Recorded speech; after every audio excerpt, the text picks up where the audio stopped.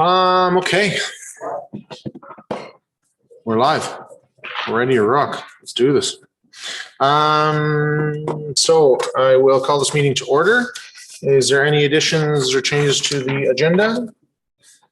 If not, motion to accept is presented. Thank you, Councillor Brandel. Any discussion? Call the question. Those in favor? That is carried. Okay, so we have minutes of our previous meeting on page 3 of our package from June 1st. Any changes or issues with those minutes? Councillor King? Make a motion to accept the minutes as presented. Any discussion? Call the question. Those in favor? That is carried. Next, we have minutes from Committee of the Whole on June 8th on page 11 in our package. Any issues with those minutes? Councillor Busk? Page 15, item E, it's Councillor McGregor. And then on page 17, C, the sentence underneath my name doesn't make sense at the end. So just strike it, or I can't remember how it ended, but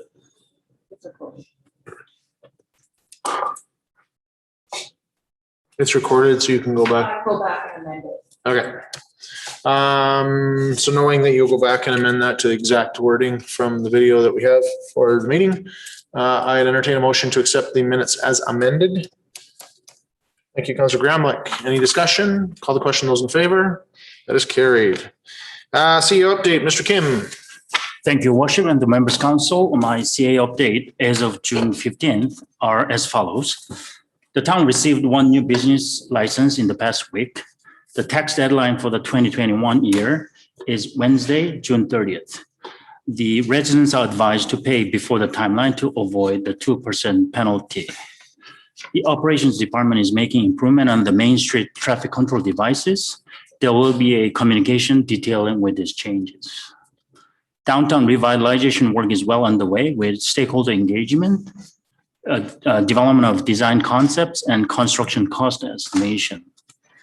The capital project team is working on sewer service line to open service lots in the industrial area.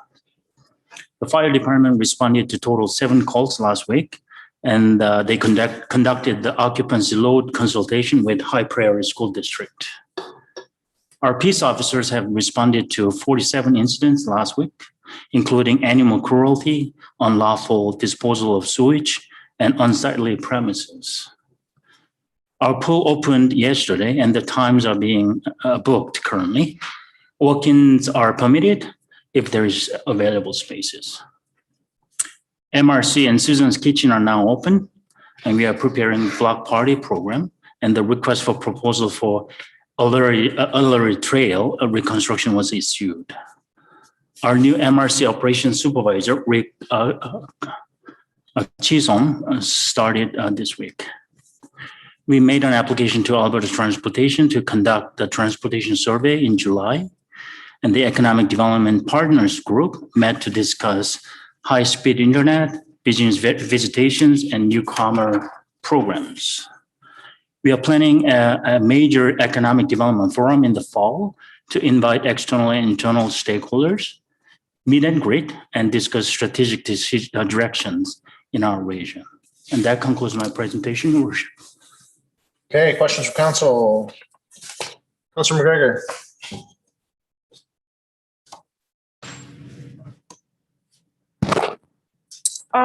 Question for the step grid. When are staff going to receive their raises and their evaluations to get that going? Well, you can answer one at a time. I got a couple. Turn it down, Joanna, please. Thanks. Your Worship to the Councillor. This year, we are doing 2 performance reviews, one in June and the other one in November. So based on the performance reviews, the step will receive the step grid proportionally. So there is no loss or gain when it comes to the step grid increase. But the only difference is instead of being paid at an anniversary, they will be paid in June and December. So for example, if their anniversary was March, they, instead of getting a increase in March, they would get increase in June, but at the 15/12 proportion. So they're getting a little more. Okay. Okay, can we send another letter to Minister Chandro and see where we're at with this doctor compensation and things? There's big promises in this room, but we haven't got anywhere, or got any answers, or got any phone calls back, or we're at a big standstill there. So if we could do that, that'd be fabulous. This weekend, there's 4 teams coming to play baseball. I see it's something here about baseball starting, but there's 4 teams coming to play in the, I think it's the Pee Wee League, and they played this weekend, so that's good. And so we're still having some hard time finding rec assistants 1, 2, 3, and program coordinators. So in my travels, I've talked to a few people that have applied for the job. I've read over the requirements. Like, are these requirements, like, some of these people are pretty qualified. So where are we at with that, and how come we can't fill these positions? So your worship, to the counselor, we just filled a MRC supervisor, so that's a good sign. We haven't got a lot of response from our advertisement, and it seems as if that is the industry norm these days, with their shortage throughout the region as well as even the province. So we are going actively. We are looking at some alternative different ways of advertisement as well. So we are doing our best in the current, regional labor shortage. But it is not just us. It is the municipalities as well as the private industries that are struggling with the labor shortage. Okay. Okay. Anybody else? Going once, going twice. Quiet group tonight. Okay. Then we'll jump into our reports of new business. So first one, service level of parks and playgrounds.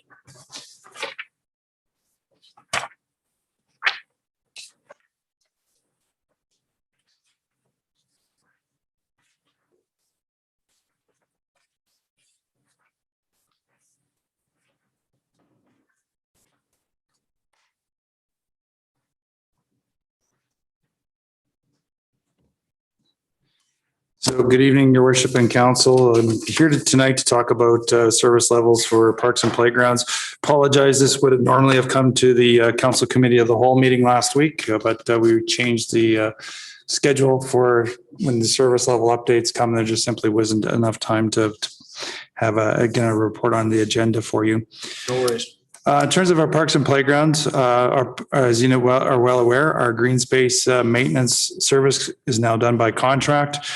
According to that contract, we have 4 levels of standards for mowing. We have sports fields, which is a more intense level of mowing, requiring weekly cutting or sometimes more frequently than that, including bagging of clipping.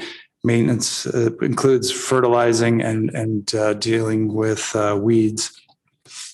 That's predominantly at the ballparks where that's contracted out. And should soccer resume, minor soccer at Roland Michener School, we have a partnership with High Prairie School District where we work with them. Our own crews will cut and maintain those fields in addition to the cuts provided by High Prairie School District. The other cutting is really divvied up between high, medium, and low priorities. High priority areas are locations such as along Main Street or Quadrant Parks. I have days written in here in terms of frequency, but that really depends on how fast they're growing. Our contracts are based around centimeters of height. And we know that in high growth times, such as June, month of June typically is when we get into this high growth season, that it gets actually sometimes can be done more frequently.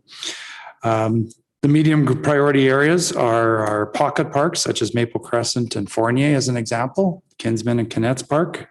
The areas next to the trails, our entrance signs, our other, we call them reserved lots and spaces, but there's we own a lot of small pieces of property here and there that we end up cutting, and that's also included in those medium priority areas. And then low priority areas are such as the ditches in the industrial areas. It's the berm along Highway 2 and Highway 88, the empty lots in Fournier Place, and so on. So that's the cutting that's done by our contractor. FireSmart also has an area where they still continue to maintain as part of their service. Some of that's done through cutting and or prescribed burns. So then moving into parks and playground, our parks are checked between 3 and 5 times every week. For when our crews go there, they're looking for garbage and maintenance issues. That's our 4 quadrant parks and 4 pocket parks. When crews are there and they identify issues, they're required to try to complete those repairs in a timely manner. The challenge we have sometimes with playgrounds is that playground equipment is proprietary, and sometimes we have the materials on hand, sometimes we don't, and it can be a challenge to get the materials. We have found a manufacturer, more particularly this year, that's very willing to take their product and adapt it and make it work for a different company's product, but it's something that is one of the challenges that's ongoing. So then every 2 years, the town does carry out an external playground inspection to meet the CSA standards. And then any of those deficiencies are certainly handled and repaired, trying to keep our playgrounds at that CSA standard as much as possible. So in addition, our crews will also be looking to make sure our fall protection's in place and is free of damage and appropriately distributed around the playgrounds. They're also to look after any tree trimming, the spray park, maintenance at the skate park, the tennis courts, and outdoor rinks. They're also, this year, we're moving more into preventative maintenance for things such as staining our wooden play structures. Wooden play structures are completely legal. They're allowed under CSA standards. But in the past, we haven't been staining them. That's something that needs to be done to help ensure that the wood lasts. They maintain our furniture and remove graffiti and monitor fencing. They also check the trails, make sure everything's in good repair and emptying garbage cans as they go. They also maintain our flowers. And so our flowers baskets are still done by partnership with the Canettes Club. And then the flower planters that are on the boulevards and various locations downtown, those are installed and maintained by our parks crews. And that also includes watering and fertilizing and so on. And then tree planting as we have a plan each year. Somewhat depends upon budget and other needs that we have within the community as to where we go. The last while, the focus has been on trying to fill in the gaps on Main Street. And I understand the crews were out planting trees today. And then they plant trees and they trim trees, and tree trimming is also a big part of what they do. We're trying to do as much in-house tree trimming as possible because arborists are expensive, and that adds up quickly. However, there are complex trees that it does take the right skilled people to be able to do and to do safely, especially when we're talking about boulevard trees near other people's property or places where it's really easy to damage adjacent property. So some of those are contracted out still to arborists. And of course, the other thing that our Parks Department certainly also tries to tackle are ongoing capital projects. So this year, Poplar Grove Park will be undergoing a refurbishment. Of course, Barton Park with our insurance challenges that will continue to go forward this year. And also in the Creek Bank area, there's some erosion issues where the trail is needing to be addressed. So those are our 3 main capital areas for the Parks Department. So that's a really quick summary overview of the projects and what some of the pieces are and service levels are within the Parks Department. Okay, Councillor Busk. As Councillor McGregor mentioned, fall is has started. There is teams coming. One thing that was always a pet peeve of mine was it didn't seem that the porta potties were on a schedule to be emptied, and they were always full, and nobody wants to use a full porta potty. If we can get something like that on there to be checked regularly. And also there was a post on Facebook, I believe it was Schurter Park, where there was a piece of equipment that had a whole bunch of flex and sway and stuff in it. We've got that fixed, or we're looking at it, or? Yeah, your worship, through the mayor, councillor through the mayor, sorry.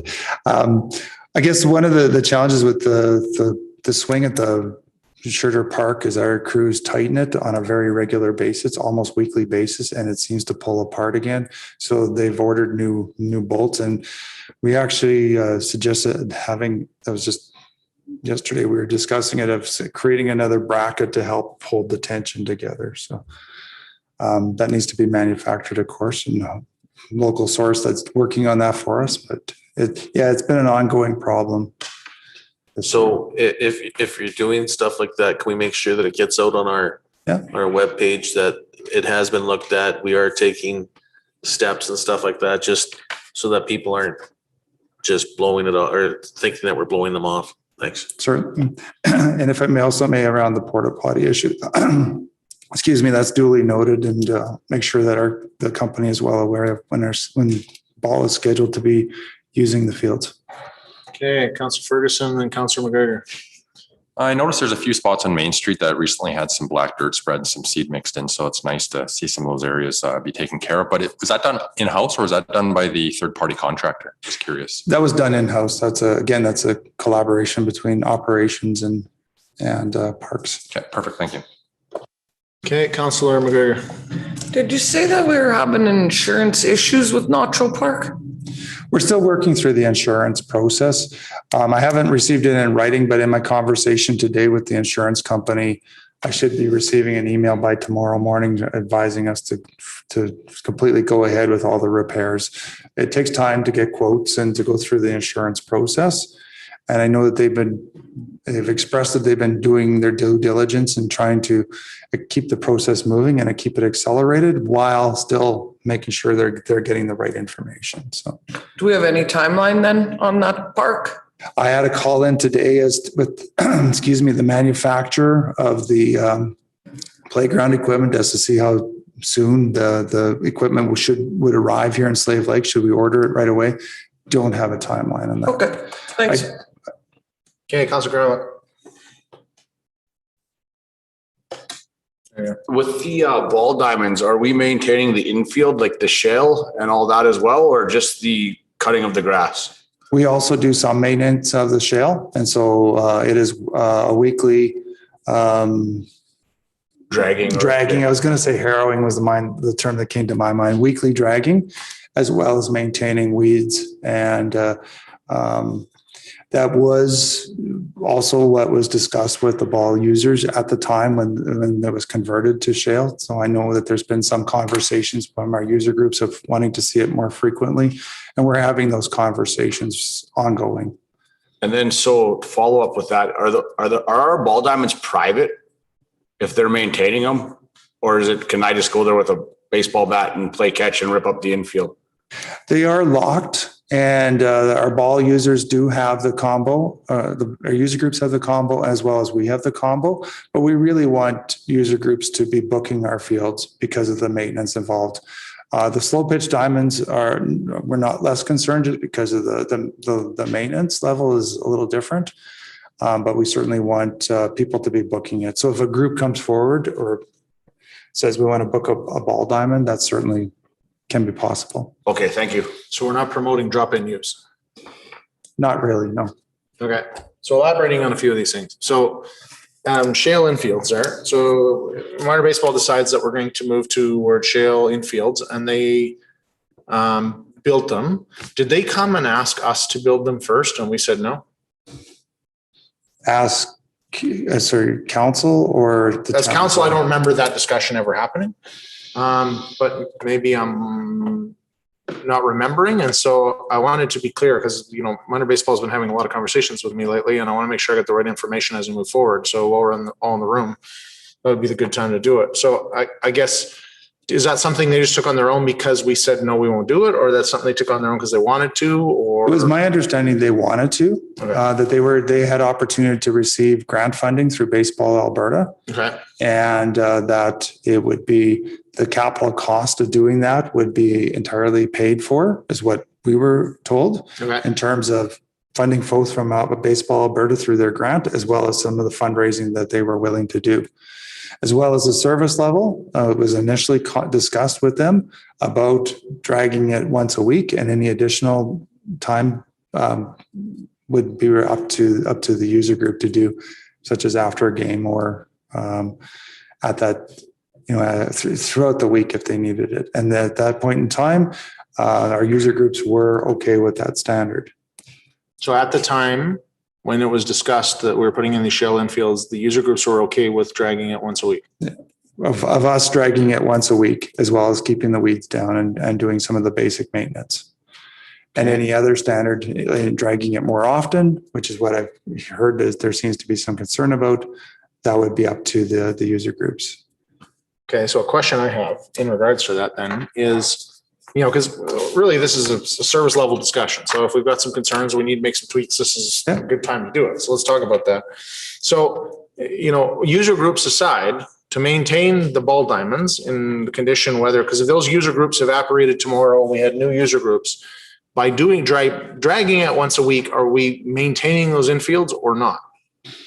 Because my point is, before you answer this, Gary, like, user groups aside, if to keep that surface, keep those shale infields, if we have to drag them 3 times a week to make sure that happens, as an example, I'm just throwing a number out there because I have no scientific answer to tell you what you should do or shouldn't do, but our service level then should match something that maintains that. Otherwise, it's like saying, hey, we're putting in the ice in the arena, but you know what, you guys, we'll do one flood. We'll do one flood a day here, and any other floods you guys got to figure out and do yourself. That's not how we operate the rest of our buildings. Why would you operate that one that way? No, I certainly appreciate that, except this particular instance, it was the user group that was coming forward saying, hey, we have a proposal and this is what we would like to see. Certainly the infields could be drugged more often. Absolutely. I know other communities do that as their service level, but there's a price that comes with that too, and we would have to factor that in. Yeah. And so fair enough. I'm not looking to add more cost and responsibility, but if we're not maintaining what we have, I think we need to adjust the service level to be able to accommodate what we built. Otherwise, like, we invested $1.4 million in these things 10 years ago. If we're not keeping up on them, we need to look at that service level to make sure we maintain what we have. So on the same line that the sports fields do weekly cutting, is weekly enough to maintain our? So weekly cutting is pretty much the least amount it gets cut. Okay. There are times in heavy growth periods it gets cut more often than that. Sometimes it's twice a week, depending upon how often it's growing. Okay. And there are the standards are more around so many centimeters of grass growth, and it needs to be kept within a minimum range. Okay. So who monitors that and makes sure that that's? So our contractor monitors that, does that for us, and we as staff have been monitoring it. It is up to our staff to monitor that as Okay. well, including our parks and facilities manager. So weekly, because, the actual policy, like, this is the report, but the actual, So, yeah, at a minimum, it's done weekly. okay. Yeah. I just want to make sure that our policy internally actually reads that way. So that's what it gets accomplished for future Right. generations or future times there. And that's more specified in our service contracts with our contractor as to how often they need to cut it based on centimeters of growth. Okay. Yes, exactly. We're not doing it to August, so there's no more ball. That's correct. Okay. So I got some more questions, but Councillor King. Correct me if I'm wrong, Gary, but didn't you bring this to council already about switching the infield? Did they just switch recently to shale? Because I remember specifically asking if this was going to take more maintenance. was about a year ago when Yeah. they were switched over. We had this conversation. We did, And at that yes. point in time, the contractor that we were using we basically worked out a bit of a swap with what we were doing at that point in time with our parks crew to keep it within the same cost on That's board. what I thought. Perfect. But that Thank you. was, sorry, that was still based around one dragging it once a week. Right, yeah. Okay. So Councillor Grandma. Just so if we have a new contractor, it's a similar agreement, like or is it a higher cost now because it's a new contractor? So your worship, council through your worship, it's basically, it's the same contractor that's doing it now. If we went to a new contract, when that contract expires, there would be a bid opportunity, but now that we have all the documents established from the previous contract, it would be a similar bid. Okay. So to answer the question though, to maintain our own internal sports fields, our infields, do we need to do it more than once a week? Well, so I guess the easiest way to answer that is if our community groups, our user groups were not doing any maintenance and we were going to take on all the maintenance, yes, then we would need to. As I indicated, when the fields were switched, there was an understanding that there would be a shared responsibility. Okay. So in order to maintain our own fields, we need the support of the user group to do it. Yes. Okay. Sorry, that was why we okayed them switching back. Your mic. Oh, sorry. That was why we had that discussion and allowed them to switch back to shale because it wasn't increasing our service levels. And that was why the agreement was made, as far as I remember. That's correct. Yeah, and I think part of the issue as we move forward is that we need to have something more written down so it's very clear what each side is doing, because I don't think that that's what's happening. Because now all of a sudden somebody changes in minor baseball, we don't have anything recorded that says, well, the only way you're going to have a field that you can use is if you volunteer and do it yourself. Like theoretically, we don't operate like that with any other of our user groups, right? So I'm just saying that we should clean up that hole, because as a user group, you know, or adjust fees or do whatever to make sure that the whole process makes a little more sense. Like as an example, the charity fields that are across the diamond there, it's my understanding that over, you know, a week or so ago, they went and had to go do a bunch of work on the cutouts and clean them all up because, you know, with respect, we hadn't been using them. And so we hadn't put the maintenance and stuff into them. I appreciate that that's where we went. We made staffing changes to do that and so on and so forth. But who ended up paying to fix that? That is the town's responsibility, and the town will be paying for that. That's been communicated to the user group. The user group did go and communicate with our contractor to go ahead and proceed to do that work without any authorization from the town, but we've gotten that sorted out since then. Perfect. So I think that's where having this relationship on paper so everybody understands what we do and what we don't do would be hugely beneficial to make things run a lot smoother. Certainly, I'm sorry. Yeah, Mr. Yu. To your worship, a very good point. And actually, we are scheduled to delve into the service level of this ball diamond specifically within administration. And it's going to happen within a week or so. And then our plan is to contact the user groups as well and see what we can do, what they can do, and figure out better such that, you know, it's well maintained to a level that, both parties can accept. Fair enough. I love it. I just feel like the minor baseball, there's always this one where there's confusion about what we do and what they don't do. And it should be a lot clearer for all of us to understand who's doing what. Yeah. So I like the fact that you guys are going to meet and get something recorded. And I look forward to seeing what that looks like on paper. And sorry, for my own benefit there, who paints the lines? At the fields? Yeah. So for the the contracted space, it's our contractor that paints it Okay. now. One of the challenges, of course, is that But so theoretically it's us. It's us through. it's us, yes. Okay. Yeah. So we're responsible for painting lines, maintaining the infields, cutting the grass. Yeah. And what about bases? No, that's provided by the user groups. Minor baseball. Okay. Yeah. Okay. And then the sheds that are there are theirs or they're ours?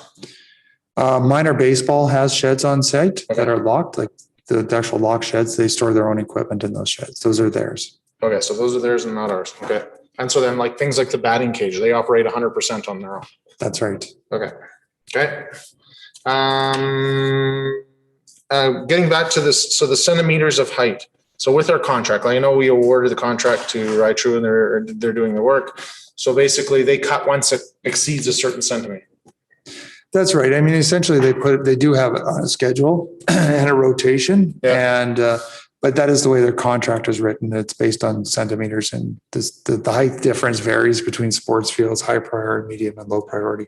My apologies. I didn't bring that document with me today. Fair enough. One last general one for me. Walkways. I always feel like walkways are this like neglected place that exists there. So who's cutting all those walkways? Like I know that off parks, it's really easy and those get happened all along. So if you're in Hill Eben, for example, you know, and Councilor McGregor might be a better one to answer this. My impression is that the walkways do get cut as part of their cutting over there and those are looked after. And she's nodding, so I'm thinking yes. But we have these other walkways that are just like from one street to another. That because they're not in the regular park schedule, I feel like just get forgotten about. And I'm just wondering whose responsibility that is, how that is, or how can we build that into, if we're looking at policy discussion, how can we build that in so those things stop getting missed? Those are supposed to be on the medium priority list. Okay. And if there is a walkway that is being missed, we'd like to know about it. We've in the last couple of years, we've discovered, even when we were doing our own mowing, we discovered areas that we should have been mowing that just weren't on our lists and weren't on our maps. So we've been working diligently to try to fill in those gaps wherever we can find them. So I know that there have been some places in the past that haven't been cut. Okay. We've trying to make sure we capture those. And I'd love to hear if there is a particular location. Okay, Councilor Boss. And when they're cutting ball diamonds, Main Street, places like that, they're picking the garbage before they mow, or is that our Parks Department that picks that before the contractor mows? That's up to our contractor. That's part of their contract is to pick garbage before they mow. Okay, just don't want to see one piece of garbage turn into 1,000 kind of thing. Okay. So one of the ones that it's on this map here, whatever else, but it always pops up is in the corner of the southwest. It goes from 7th Street and runs southwest into the back alley as you approach. And I feel like every year I get complaints from the neighbors over there. So just throwing that one on the radar if it's not on the list. Yeah, thank you. I've been talking to that adjacent landowner about another issue. So okay, Councilor Boston.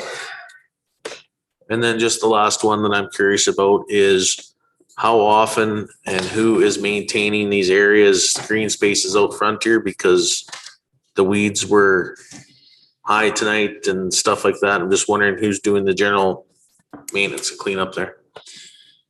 So in front of this building, it's a combination. The grass is to be cut by our contractor. And I know that it is much higher out front. That's already on our list to be addressed with the contractor than it is out back. I know, but the flower beds and the shrubs are maintained by our parks crew. I do know that recently they've sprayed some of the dandelions because there was just no other way to keep them under control in the beds. And so if you look at them, they're very droopy right now. And so that's the next step will be as to physically go in and remove some of those plants. They're on the way out. Okay. Okay. So, you know, while we're on this conversation of staffing and whatever else, and Councilor McGregor brought up some stuff, how many vacant positions do we still have within your department, Gary? I'm just counting. Rough number. So we have 4 plus our lifeguards. And so lifeguards, is typically a range. We're at 5. We've had up to 16 guards in the past, but it really depends on scheduling and hours and that type of thing too. Okay. And what I understand is that just a lack of applications has been a big issue. That's my understanding too. And so if anyone's interested in applying, please Send do them so. that way. Okay. Any other questions, comments, concerns? Councillor Ferguson. Make a motion that council accept the report on the parks and playground service levels for information. Any discussion? Call the question. Those in favor? Is carried. Okay. Water transmission. Thanks, Gary.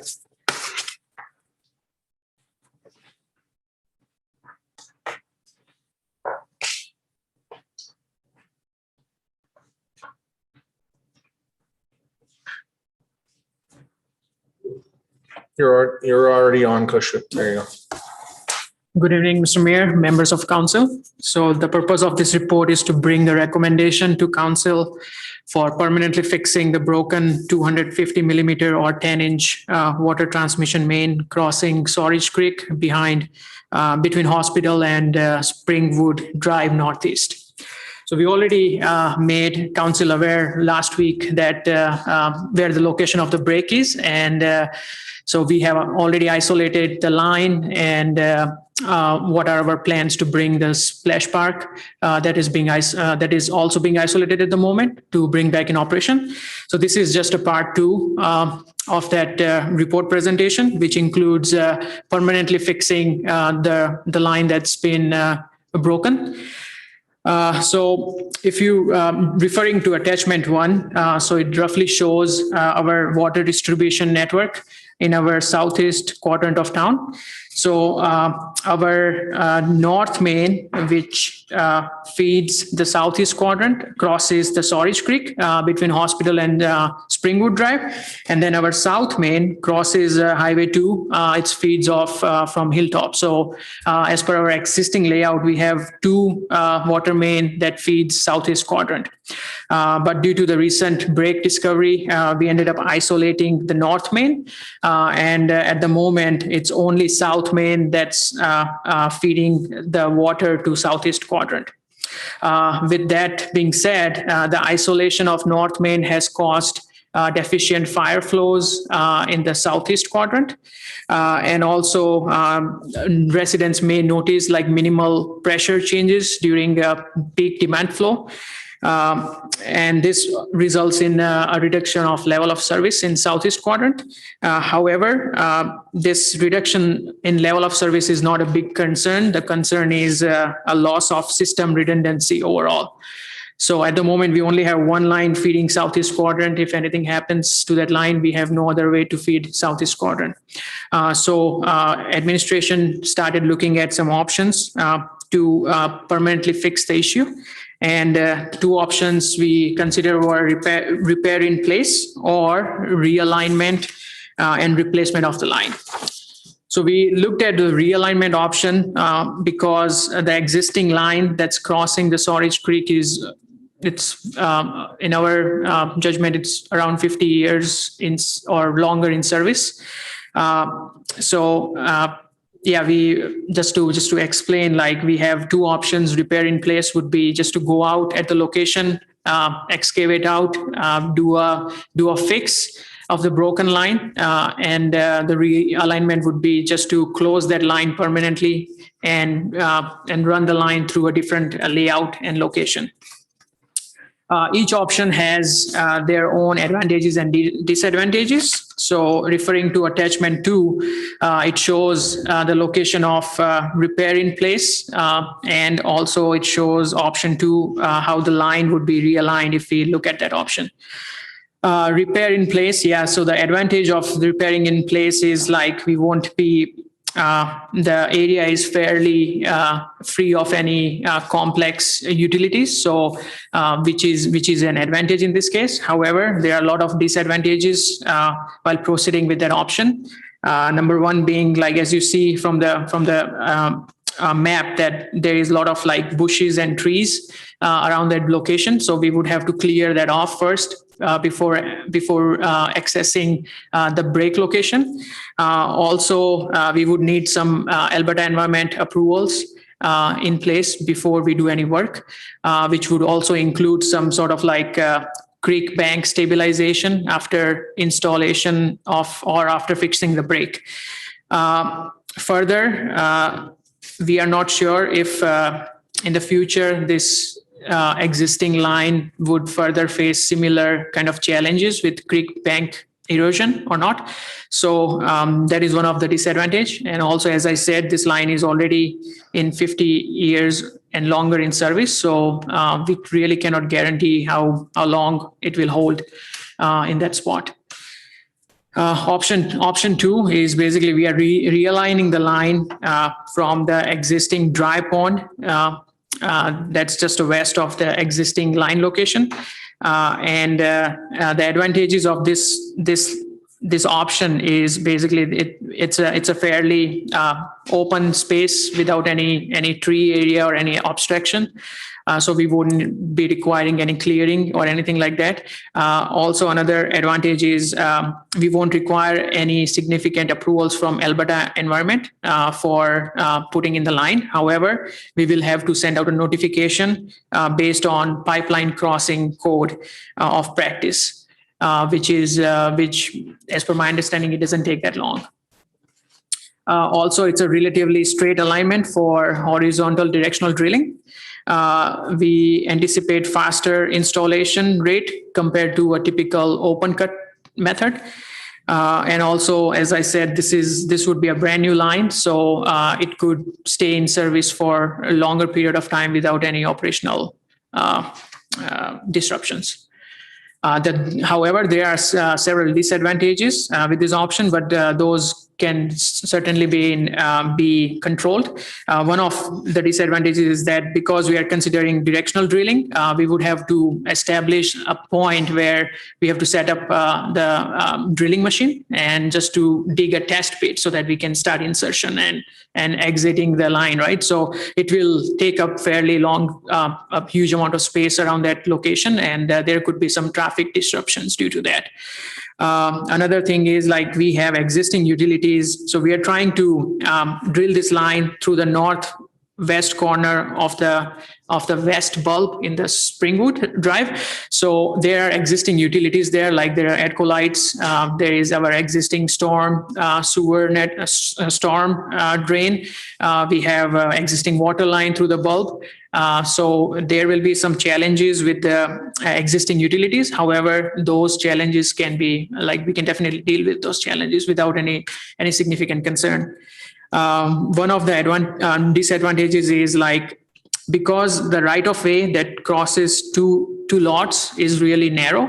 So while we are drilling, there is this drilling pressure that's been pressure due to drill fluid could affect the adjacent lots. But however, we can definitely minimize that risk while we are installing the line. And as I said, like in the west bulb of Springwood Drive, we don't have much space to establish a location to start drilling from that point. So we would have to, at the last tying spot, we may have to open cut it. So there would be some road rehabilitation work that would be required, road and sidewalk potentially. Now, looking at the cost, the numbers that are presented in the table that are just a ballpark estimate at this point. So repair in place, we are looking at a cost of around $400,000, including construction engineering, as well as a 15% contingency. For option 2, realignment and replace the line, we are looking at a cost of $385,000. Which includes construction, geotechnical investigation, engineering, and contingency. Now, the estimated cost can be funded from water and sewer reserves. At the moment, the balance in the reserve is approximately between 4.5 million and 5.8 million, depending on the approved project that are progressing this year. So there are sufficient funds available to cover the cost for this proposed project. Again, the project work will be done in accordance with town standards. All the necessary communications notification would be sent out to residents once the work is being progressing. Our recommendation to council is to accept option 2, which is to realign and replace the line, as it provides a good balance between estimated cost, utility conflict, environmental impacts, and public disturbance. We also recommend to add this project on 2021 capital list. A report for the amendment will be presented by our Director of Finance, Roland. Okay. I got a bunch of questions, but I'll let council go first. Councilor Ferguson. So we're pretty much doing the whole project with a horizontal directional drilling. There's barely any open trench. Did I understand that correctly? So the only open trench possibly could be at the point, west point of the Springwood Drive. So if you look at attachment 2, that's where we have to change our alignment a little bit just to tie into the existing valve. So that could be the small section which need to be open cut. How is there no open cut at the other end? Sorry? How is there no open cut at the other end? The other end is within the our dry pond, so we can just have the pit dug and we can start inserting, and at the point we can just do a tie-in with the same pit. You just hydrovac down and away you go. Yeah. But you're still open cutting at both ends. So you physically have to go down Yeah, to hit. Okay. Yeah. Okay. That was one of my questions. So how do we cross the creek? For my knowledge, how does that happen? so it's all, so we will have to go deeper at the portion of the creek based on whatever the pipeline crossing agreement says. And it's all through horizontal directional drilling. Okay. Yeah. So we just have to realign the head of the drill in a way that it can go deeper and cross the creek. Okay. And my last question is, where was the existing cutoff isolated at? Like the old line where we close it off at? So we have 2 isolation point. One is in the Springwood Drive, which was installed after the break was discovered. Okay.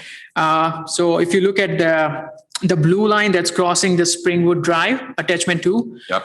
that's where you could see those black triangles. That's the valve that we installed. And the another isolation point was right at around the splash park, not the splash park. Sorry, that our ice rink. So that's another valve assembly. So are the things with the 2 triangles pointing together, are those all isolation points, like shut-off valves? Is that what those indicate? So those are valves. Okay, all right. Okay, gotcha. Okay. Other questions? Okay. So essentially, in both scenarios, we have to horizontal drill underneath the creek anyway. Only the No. one we do. Only one. For repair in place, we just go out there, we excavate the portion where we figure the break is, and we can just cut the pipe, section of pipe which is broken, and we can insert another pipe with I would say couplings. But the current break is in the creek. It's on- No, it's just I would say east of the Sawridge Creek. So it's where the bank like curves around. Yeah. So it's somewhere there. It's on the slope Okay. of that kind of island type. Okay. So it's on the slope of the island. Okay. So we're not actually going into the creek, but so theoretically the pipe that exists now, though, does it go under the creek or does it go Yes. through? No, it goes under the creek. Okay. So the biggest obstacle to repairing in place is the fact that we have limited access to get to it. Limited access to get there, as well as we are not sure how tight the creek bank is. So that could limit us using like heavy equipments there. Okay. And so the 2 pieces there so we're going to, this new line that we're going to run through Sherrier Park here, basically across there, are we connected? So in Springwood, we must be connecting the plastic. We would have put in new stuff after the fire. But on the north side, are we connecting to plastic too, or probably ductile iron over there too? Okay. But we're theoretically connecting on the existing one on the east side, we're connecting to plastic on the south side too. So we're not gaining anything. It's just a better access point on this other one. Realistically. Yeah. Right? And it will be a new line. It'll be a new, okay. It'll be a new line all the way across. All the way instead of- across, Okay. yeah. That's a good point. I have another question then. If we ever wanted to do any improvements or expansion at the splash park, do we have a water line capacity issue there? And the only reason I bring it up is that if we're running right beside this, is there cost savings by doing something now? Cody says, no, we're okay. I don't believe so, no. Okay. You can add splash parks, so I'm not sure what that splash park requires, but you upgrade that service line. 10 inch line right here already, so. Okay. it's, So there's no advantage to add a piece for capacity right now, deal with it later if you had. service line needed, but Okay, and theoretically, now we're gonna be closer to it anyway than we were previously, so we're in better shape. Okay, expand on this issue about drilling pressure and so on and so forth and how you're gonna minimize so what happens here? People issue with the foundation or how does it work? No, so when you start drilling, you have to insert a bentonite clay, which helps creates how could I say? It is expanding soil. Yeah. So the volume of the soil will be very large, which could destabilize the existing foundations. Okay. So the bentonite has that characteristic. So So how do you minimize that? You said you could minimize it. so we don't go there. We go to a different place. Okay. Yeah. Okay. Okay, well, I think that answers all my question. I'd rather if we're gonna spend 300 and they're basically equal, but one gets us a whole lot more new line than the other one, so.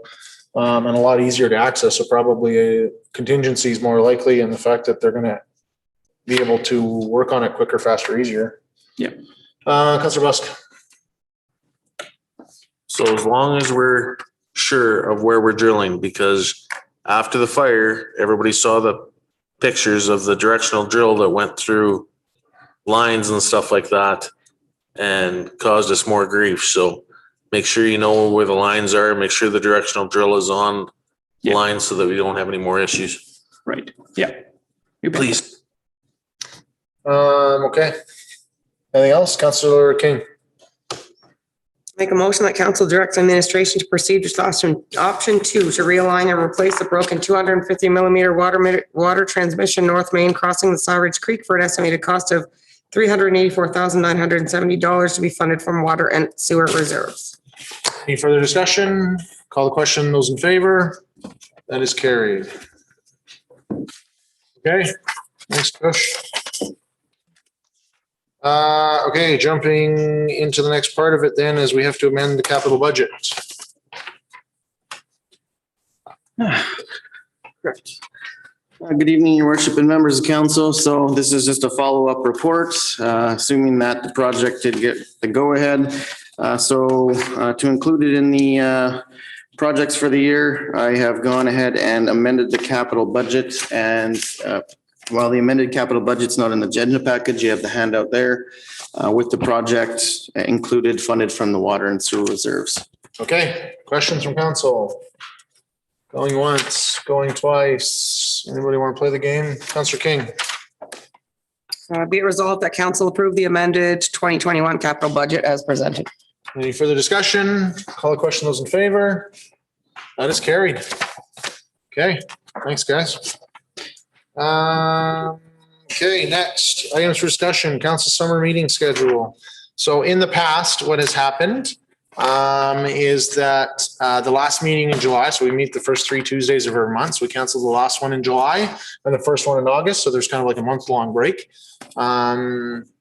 You know, 2 reasons for doing that. Obviously, council always appreciates the break, but it's also a popular time for our staff to take holidays as well. And so as much as we might want to meet, if we got no one to do some of the work or reports, it becomes a fruitless exercise. So I guess the first question would be from administration. Are you guys looking for something similar this year, or we have way more reports coming and we want you to meet, or what's on the radar? To your worship, we are looking for something similar this year. Okay. Yeah. Thoughts from council, Councilor Ferguson. My only concern would be, I know that we have an election coming up this year, and I just want to make sure if there's any big reports or any things we need to get through that we don't leave that for them. There's a steep learning curve for a new counselor, so just try to leave them with as light a schedule as possible or workload when they first start the job. So that'd be my only comments. Okay. Other comments from council? Questions, concerns? I have no issue with dropping that. So I'd make a motion that we cancel the regular schedule council meeting held on July 20th. And additionally, the regular schedule one for August 3rd. Any discussion? Call the question. Those in favor? That is carried. Council, three of them, eh, Laura? Mayor's Corner. So it was great tonight to be able to support Muslim community when they held a bit of a vigil there and some speeches there to talk about the hate and violence that continues to be part of the Canadian news. And our thoughts and prayers go out to the family and the community. But it was so nice to see so many people from many different communities and many different minorities there. It was great to have all council there. So I just appreciate everybody coming out. We had a legacy meeting last night, just so that you guys are aware. We are moving forward with one potential tenant there that was looking at the space today. And if that doesn't work out, then we will work on a plan to start advertising that space there upstairs. So there was an issue too that we had to work through the licensor from the province there for daycares about what we could and couldn't do, because there's things with access and egresses and different options there. So we got approval from the licensor to be able to say, yes, you guys can use that space and move towards something. So that's good news. And we're planning to meet in July here with the Civic Child Care Society, who has their AGM on the 7th of July, to discuss some potential fundraising opportunities. And we're starting to see a few little bookings coming in. And so additionally, the administration is also working on some promotion. You'll see some advertising coming out about trying to encourage getting that space booked up and get it used, because our prime time usually is the fall and into the winter. So we want to make sure that we start to chase some of that revenue that we lost. I don't think I really touched on this last week though, but it's probably something to highlight again. The fact that council spent 2 hours in a meeting last Tuesday, looking at the downtown plan. And so we've got a contractor and we've been doing some, getting some feedback and consultation from some of the residents and businesses and things like that, and kind of shared a vision with us. And essentially that vision is for a new space, a renovated space down specifically in the Rennie Hall Plaza area in front of Service Credit Union. And it's part of council's commitment to make sure that we promote and encourage opportunities for downtown revitalization, as well as promote our community and provide a space for events and activities. And, it's potentially going to be in the neighborhood of $500,000 investment. Luckily, 300,000 of it we received grants from the provincial government, but that's a huge facelift. So still in the early stages, a bunch of work to be done, but I just wanted to throw out there that I think it's something worth noting there, that council's continued vision to support downtown businesses and economic development. It's $500,000 investment isn't something that should be overlooked very quickly. I will say too, like in the last week or so, lots of conversations with different businesses and different industries about economy and sales. And, the talk is all about things opening up and the world is opening up. And what does that look like? And I got to tell you, like nothing but positive comments out there about the oil field, about stuff going on right now, about stuff in the winter. Retail is up. The restaurants are seeing people flocking in. And I'm not just saying that because I'm a restaurateur. I'm talking to other restaurateurs as well. Retail is good. Forestry continues to do well. And I got to tell you, like I feel like it's the conversations of 2008, 2009, 2010, when we had some really banner years there. And it's great to see that housing, real estate, rentals, everything seems to be moving along. And so I think that Slave Lake is positioned well for growth. And, the talk that's out there from the economists is that Alberta is looking really well for growth here in coming up. And I think Slave Lake could be one of the leaders of that charge. So that's great stuff to hear. RCMP, first off, I encourage people to come out to an event that the RCMP is hosting on Friday at 10 a.m. They'll be closing off portions of 6th Ave in the southeast in front of the RCMP station to pay tribute to Constable Patton, who was recently killed in Saskatchewan. And so I encourage residents that are available to attend that. And they've asked to wear red. So that would be the message I would send out. Additional to that, and speaking along with RCMP, Gary, David, and myself met with the acting superintendent out of the East Alberta District yesterday. And the discussion was around a new RCMP building. And so they are reaching out because of some issues in the current building and trying to establish what makes sense as they move forward. So this has been something that's been on the radar of council for the last 10 years. That, does RCMP need a new building? Do they not need a new building? We've had numerous discussions with them. They're hitting a point basically where there's some of the issues identified. It's, looking at the capacity of that building, looking at the costs that we're putting in, it's starting to definitely not make sense to put in $500,000 or $1 million or whatever into this building. And so still early stages. And, the next piece would be, eventually after they justify this use. So over the summer, their capital investment team is going to come out and look at it. They usually start with kind of like a feasibility study to look at all the different pieces. What does the group need? What does growth look like?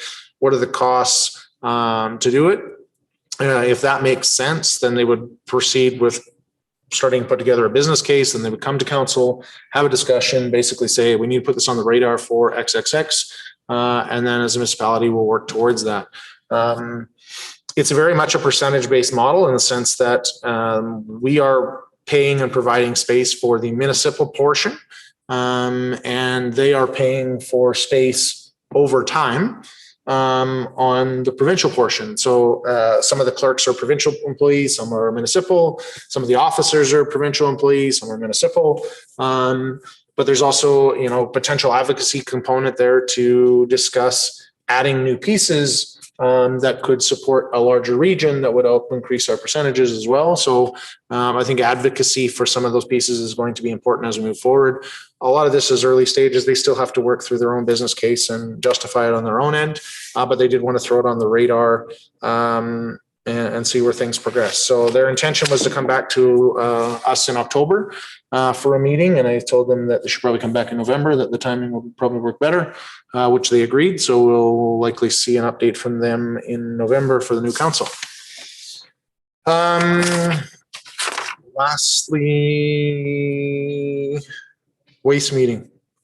Nobody really likes to get excited and talk about garbage, but our waste meeting has been canceled, postponed, pushed off on numerous times. And so we have one this Friday, and it's going to have some big discussions around budget. And one of the things that we talked about earlier this year, at the beginning of the year, was around the fact that we've seen volumes of waste in the landfill change, and realistically that operational capacity there, that cost to run that is really fluctuates with the amount of waste that's coming and going. So it'll be interesting to see where that's at. I think there's discussion about rates. And so it will have an impact on council and on users. So I'm just throwing that on there, that look forward to that meeting. And I hope Thursday. Yes, sir. But because it has an impact, will likely be something we'll be discussing in our first meeting in July there. Other than that, sorry, I got nothing else to discuss. So with that, I would entertain a motion to adjourn. Thank you, Councillor Busk. Any discussion? Call the question. Those in favor? That is carried.